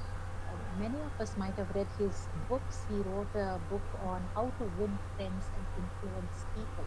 And he wrote this book about 50 years back, but even today it is in print. Millions of copies across the world. It has been translated in 50 different languages. And you also have the Dale Carnegie Institute of Management, which is set up. But this gentleman, Dale Carnegie, came from a very, very humble background. First-time learner, a first-time to college student. He came from a background where his father was a pig farmer, so and the mother was hardly went to high school. So he wrote this wonderful book on how to win friends and influence people. And these 4 points are from that book. Try to use these 4 points in day-to-day life, and it makes a great difference in the relationships that we have, and to build rapport with people, influence people, and to have better relationships with people at home, with not only our children, spouse, family, friends, also at the workplace with seniors, with juniors, with students, and with peers. And what are these 4 points? One is don't criticize someone or compare. How easy it is to say, but so difficult to do. But if we can only remember, yes, we do need to criticize sometimes. We in the sense, criticize in the sense, not sarcastically, but we need to correct people. We need to complain sometimes. We can complain in a very subtle way. Whatever, any of the 3 C's that we are going to do, please always remember, appreciate in public, criticize, condemn, and complain in private. We have faced instances in our life when people have put us down in front of others, and we know the pain of it. Yes, let us not reenact the game and put other people in pain. So, if we need to correct, if we need to bring something to people's notice, if we need to complain, let's always do it in private. But if we need to appreciate, let's do it in public and make the person feel great about himself and himself. Because we like to be treated in a nice way, and we need to treat other people in a nice way as well. That's the first point. Become genuinely interested. Don't do it to gain things. Don't do it for better positions, but become genuinely interested in people. And how can I become genuinely interested in people? One of the best ways to become genuinely interested in people is to listen. Is to listen. My dear friends, today, especially in these COVID times, they are difficult times for faculty, they're difficult times for institutions, difficult times for students as well. If there is somebody who needs a ear, he is different from yours. They say that if there was only somebody to listen to people just before they committed suicide, it would never happen. It would never happen. Most of the drastic decisions that people take at that point in time, if there was somebody who was just there and listen to them, listening, not doing anything else. You don't need to say anything. You don't need to open your purse, take out a bundle of money and give it to them. You don't have to part with your riches. All you need to part with is your time. Yes, many people at these difficult times just need a year of yours to listen. So be generous with your listening, be generous with your time. It will save people and it will build better relationships for you. And whilst we listen, if somebody is criticizing, complaining, condemning us, respond. Do not react. Half the time what happens in our conversations with people is even before we've heard what they have completely said, we begin to build answers in our mind. We begin to build answers in our mind. And we don't even listen to what is completely said. So, developing the habit of listening will help us greatly in our relationships with people. And responding will save us a lot of space at very difficult times. Rather than react, respond. And yes, most important 2 points to build great relationships with people is smile. Doesn't cost anything, just smile. And I think all of us are blessed with beautiful attitude people. Smile at people. Smile at people. We may be in positions of power, but a smile from us will make a difference to many people and put many people at ease and make them comfortable to share things with us and to build great relationships with us. So smile and remember names. Names are very important to build good relationships. People remember, it is said that Alexander the Great, in his army, in his main guards, he had close to 10,000 guards who went around him. He supposedly knew the names of each one of these people. Isn't that great? He knew the place where they originated from. He knew their names. He knew about their families, and he took genuine interest in the people who were around him. And what did they do for him? They gave him their lives. Where did they travel? All the way from Macedonia, across countries, right down to our own, through our own borders. Smiles and names can make a big, big difference in our relationships with people. How many times do we walk into a restaurant, shake their hands and listen? Hello, Kanya. Try to find out who is the bearer who's serving you at that table. He has a name. Yes? Call him by his name. Call his name. Call the person whom you meet by name. Call your college watchman by a name. And that man has a name. Don't you feel happy when somebody remembers your name? Yes, names, that is our identity. That's individual side. The moment we smile and take people in, it brings us closer to them. And I take us to our last tool for today, which is compartmentalize. This is a technique which I have personally used, and it has helped me a great deal in my own life as a parent, as a wife, as a trainer, in my day-to-day.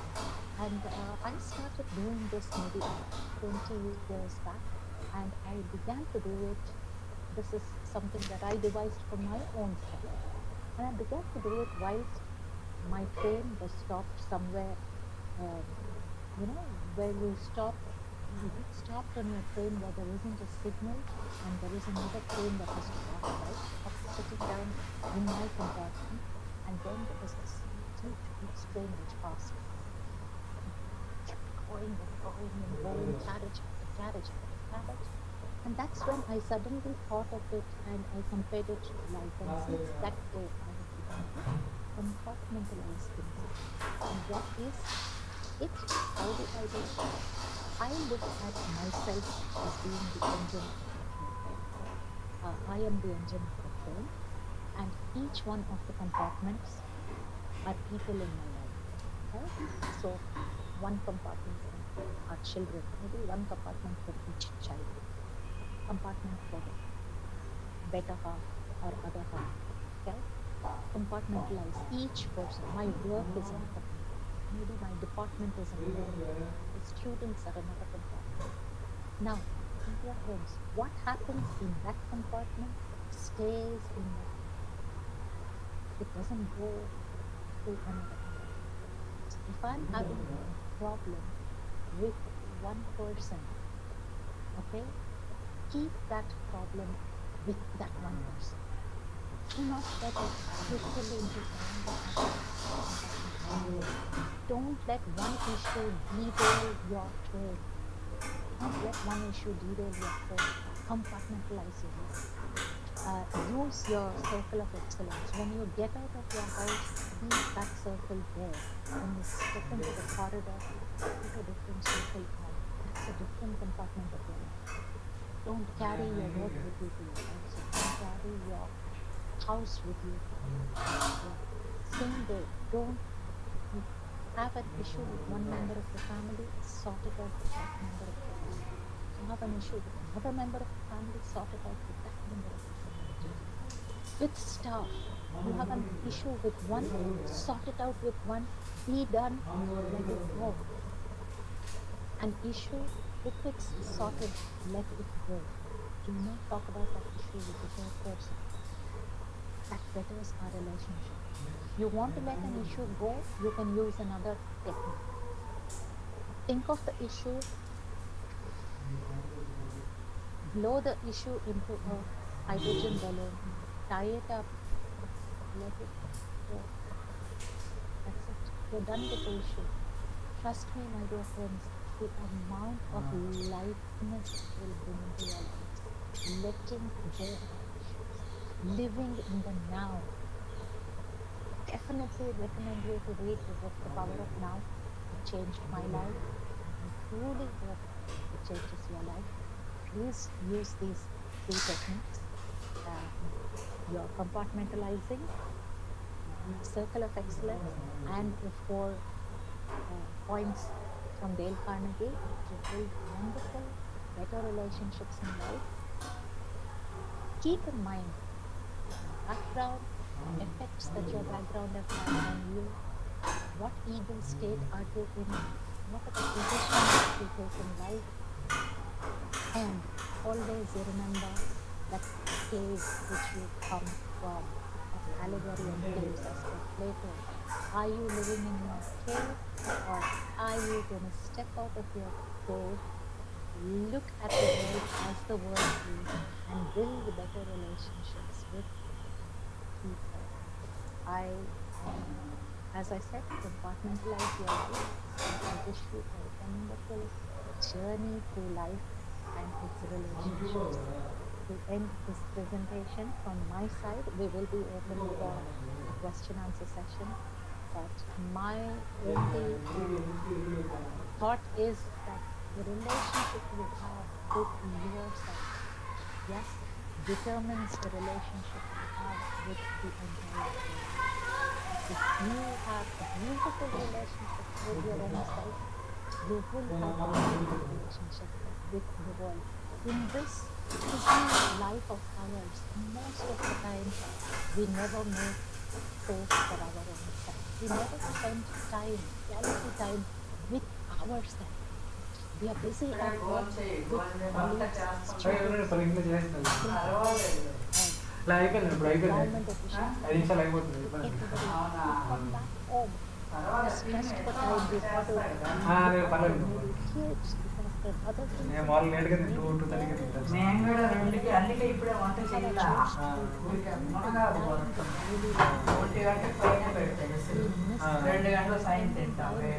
most important person in our life. Who is that person? That person is spend 20 minutes minimum, at least 20 minutes of time with the most important person of your existence. And who is that? That is you. That is you.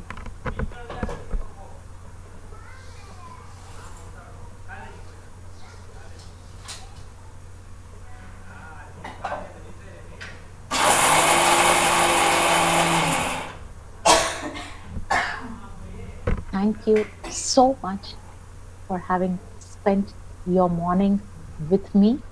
I hope to see you, and I hope my talk makes a difference to the relationships that you build with people in your life. Thank you, ma'am. Like, first of all, I thank you that you spend your time, and that too, it's an odd time. I think it's 3 o'clock, early 3 o'clock in the morning for you. Yes, it is. I find Got up in the early morning Oh. preparation and staying for the waiting for the participants and like net issues and everything. You cooperated. My pleasure, Vani. Thank you so much. Yes. Any questions? And thank you, ma'am. Your spellbounding words are captivating. Aisha, Munisa, Rai, thank you so much. Thank you for your kind comments. Lakshmikant, thank you, Lakshmikant ji, thank you. Yes, any questions at all? Thank you, Sharmila. Madam, shall I get your mail ID, madam? My mail ID was on the PPT. Vani, could you please give sir my mail ID? Okay, madam. It's Okay. devika.3023@gmail.com. Rani, thank you so much, Rani. Yes, Venkateswaran, thank you. Thank you for putting that down, Venkateswaran. Very kind of you. Yes. Any questions at all? Yeah. So,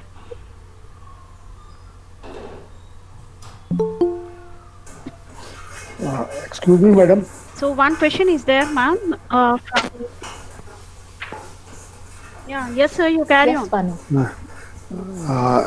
Actually, we are supposed that we should not live in the tight compartments. I mean to say, like we should not be confined to our labs, or we should know about the others what is going on, and we should not be confined to our departments only. So so these are, I think, the same words are having different meanings. You mean to say? You're talking about that and comparing it to compartmentalization, sir? Yes, we should not live in the tight compartments, like in our own departments or like in our own labs. We should know about the other things, and we should not be confined like a cocoon. Absolutely. Joginder जी, आप हिंदी बोलते हैं? जोगिंदर जी? हिंदी बोलते हैं। जोगिंदर जी, मेरा मतलब था, जब मैं कंपार्टमेंटलाइजेशन की बात कर रही थी, मेरा ये मतलब था कि जो रिलेशनशिप आप एक दूसरे से रखते हैं, उन रिलेशनशिप्स को कंपार्टमेंटलाइज कीजिए। जैसे कि घर की बात, घर में अगर कुछ प्रॉब्लम हुआ है, उसको कॉलेज नहीं ले जाने का, और अगर कॉलेज में कुछ एक आदमी के साथ कुछ गलत हुआ है तो उसको उसी के साथ रखो, उस बात को दूसरों को मत बताओ। कि जो रिलेशनशिप्स हम एक दूसरे से रखते हैं, एक रिलेशनशिप का प्रॉब्लम और एक में मत ले जाइए। आपको समझ में आया मैं जो बोल रही थी? We are trying to compartmentalise, यानी अगर जब ट्रेन चलती है, एक बोगी में कुछ प्रॉब्लम स्लिप हो गया रेल से, तो पटरी से स्लिप हो गया तो पूरी ट्रेन डीरेल हो जाती है ना? है ना? एक बोगी स्लिप हो गई तो पूरी ट्रेन डीरेल हो जाती है। ऐसे लाइफ में don't allow a problem in one carriage to influence all the other carriages. जैसे कि if there is a problem with one part of your life, you solve that problem right there. Do not let the problem trickle into other layers of your life. कि कभी कभी हम बोलते हैं ना, अरे ये इतना खड़ूस आदमी है, शायद आज सुबह बीवी के साथ झगड़ा करके आया है कॉलेज को। नहीं, ऑफिस में, गवर्नमेंट ऑफिस में जाते हैं हम और बहुत खड़ूस सब रजिस्टर है, तो ऐसे हम कमेंट करते हैं ना, शायद इसको ना किसी के साथ झगड़ा करके आया, इसका मूड ठीक नहीं। अगर हम हमारे प्रॉब्लम्स तब का तब जिसके साथ प्रॉब्लम है उसके साथ अगर हम उसी कंपार्टमेंट में सॉल्व कर दें तो सब कंपार्टमेंट्स में बहुत शांति रख सकते हैं। ठीक है? हेलो, हाँ जी। Yes. Have I cleared your doubt, Mr. Joginder ji? Yes, please. Okay, thank you, sir. Thank you. Yes, who is this? Ramesh Panda ji. Ramesh Panda. Good afternoon, ma'am. Good afternoon, Ramesh ji. Boliye. Tell me. What exactly I have charted a question. Yes. Yes. Also, I would like to interact with you. Yes, sure, sir. Our perception is according to our experimentation, exposure, and experience. And it's about everything about the development of our thoughts. Correct. And is it possible on our path just to set aside all our background that we belong to, that has contributed either directly or indirectly for our thinking process, with the help of which we are able to understand, we try to understand the outside world? Yes.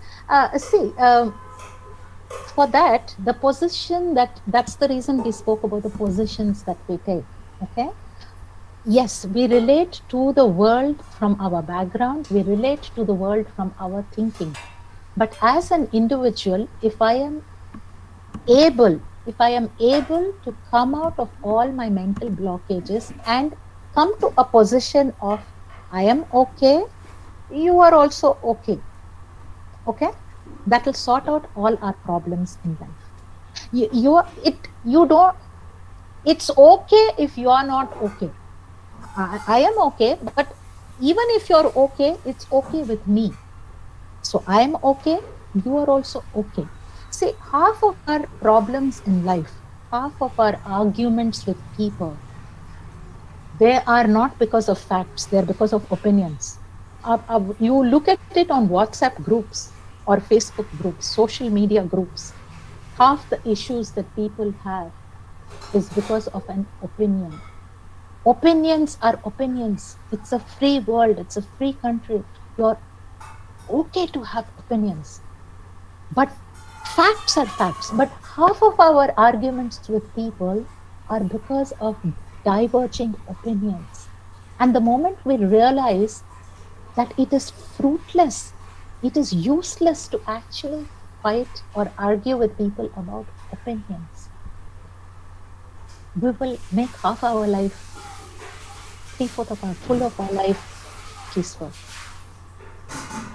The moment we get into the standing position of I am okay, you're also okay.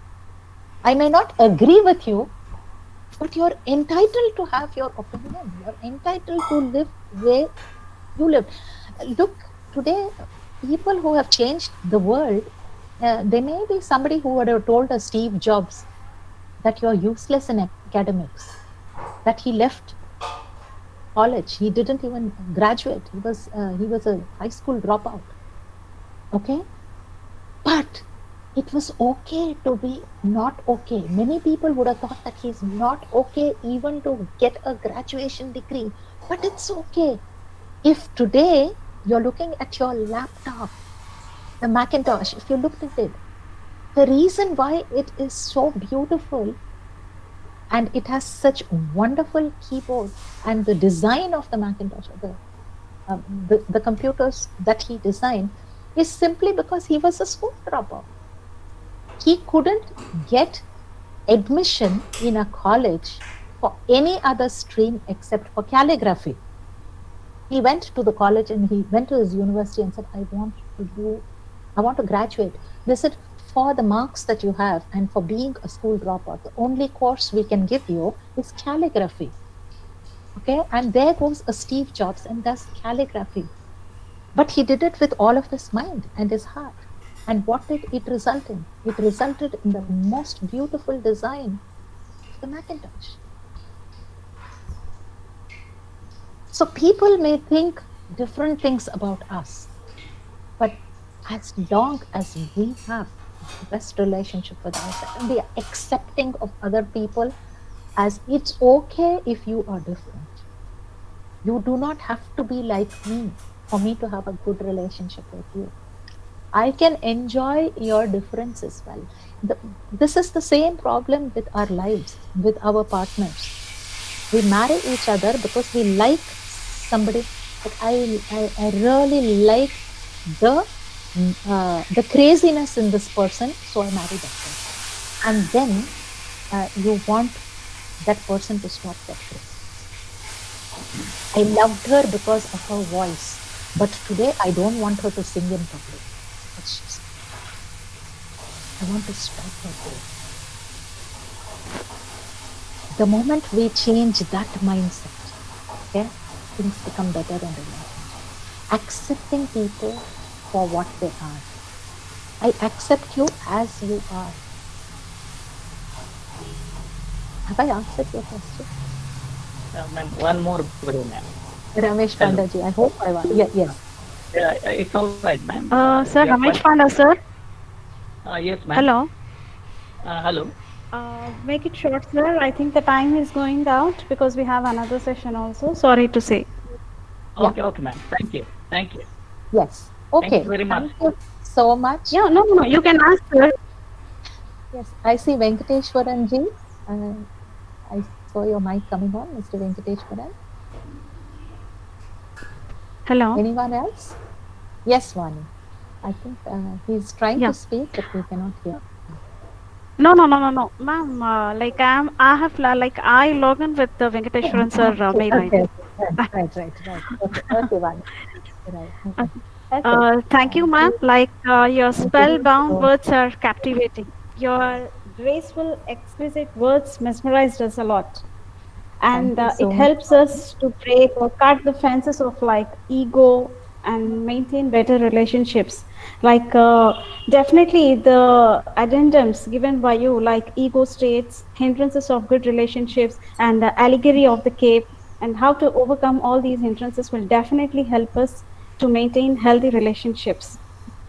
And this will help us as an elevator to our success and happy life. Thank you, sir. Thank you, madam. Thanks a lot. Thank you, Mahendra ji. Thank you so much, Mahendra. Thank you. I also extend my sincere thanks to Dr. P. Suresh, Associate Professor of Wales Institute of Science and Technology and Advanced Studies, Chennai, who helped us a lot, especially in yesterday technically, and Dr. A. Ganeshan, Professor of English, Ramakrishna Mission, Vivekananda College, Chennai, Dr. K. Sunita Reddy, Professor and HOD of Ascendage Department, SVEC, Dr. B. Usha, Dean and HOD of Vedic University, Dr. Sitaling from ASP College of Commerce, Karnataka, and my special thanks to Professor Dr. Nagamaleshwar Rao sir, Professor of IIIT Nujvidu. He helped me a lot to reach to Ms. Devika Madam. Thank you. Yes, thank you, Nagamaleshwar Rao, if you are here. Thank you for that. And excuse me, Devika ma'am. Yes, yes. Ma'am, you have any YouTube channel? No, uh, I'm I'm not on YouTube, but yes, you can contact me on my email ID. Okay, you were wonderful. Actually, I was thinking to watch your videos via YouTube. That's why. Maybe I'll start off some videos for you. Sure, ma'am. Thank you so much. Thank you. Many people ask me for that. So yeah, maybe in the near future, I will do that. Thank you so much for your encouragement. Thank you. Um, Thank yes, you, ma'am. maybe And you will ladies be and the role. gentlemen,